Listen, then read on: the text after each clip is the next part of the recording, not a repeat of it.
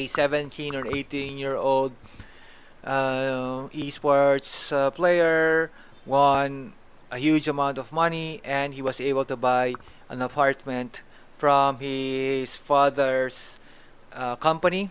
And we can see that the amount of money that this minor got was so much more than the other folks who have been working for so long, and the type of result that we can see also based on what you can buy from money. But we know too that here in the Philippines, there are people who join any of these game shows, even those lotto games or sweepstakes games or whatever type of games, and after winning huge amounts of money, what type of life are they living?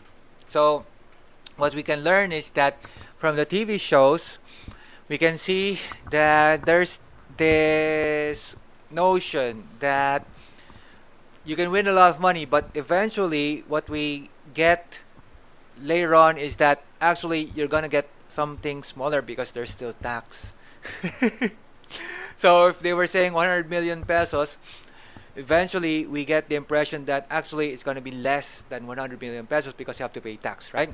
So afterwards, what we see would be, okay, maybe you can give me a way for me to make money. Maybe you can give me a tricycle so I can work as a tricycle driver and I can have this continuous flow of money, right? So there's this change happening in the way money and prizes are given. But afterwards too, we also get the idea that people who get selected for this type of show, actually we get a feeling that they're not really that poor. They maybe they're well off, and the idea that this is entertainment, that they are here to enjoy the game, not really to win the 1 million pesos, right? Because at the start, our impression was we want to get the 1 million pesos because we're poor or something. But eventually, there's been this shift in how the game is presented to people so that they would understand what exactly are they doing. And eventually, too, we get a feeling that the participants are only acting, that maybe they're playing a game for a charity or for whatever, and the charity gets whatever they're winning, right?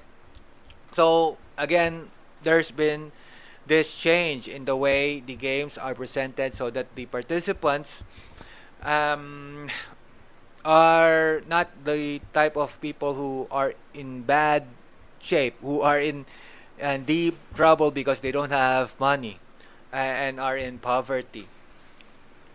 So one of the things that we can also think of is that if you don't have a lot of money, you're poor, you're in poverty, and then we give you 1 million pesos, what type of life would you have? And what we can imagine is that just like what we can read about from lotto winners is that people nearby would want to also get something out of you, right? Because you're so much richer now, and we are still poor. Maybe you can help us out. And if at the start this winner gives them a portion of his money, eventually he'll run out, right? And so when he thinks about running out of money, he'll decide that, okay, I'm not gonna give everyone money anymore. Okay. And because of that, the rest of the guys who didn't get money, what would they feel? They'll feel a little bit angry or jealous. Why did he get something and I didn't? And eventually we'll get more into this problem where, okay, what if we steal money from this guy? He's so stingy. He doesn't want to share his money. He's so much richer now. So we'll steal something from him. And the problem goes even deeper. And eventually, someone who just won a huge amount of money eventually gets all these problems, all these worries that maybe at the start he didn't want at all, and what we get would be a series of incidents of things that are not the type of things that we would want when we win $1 million or a million yen, million peso, whatever currency you may want, as long as it's a huge amount of money.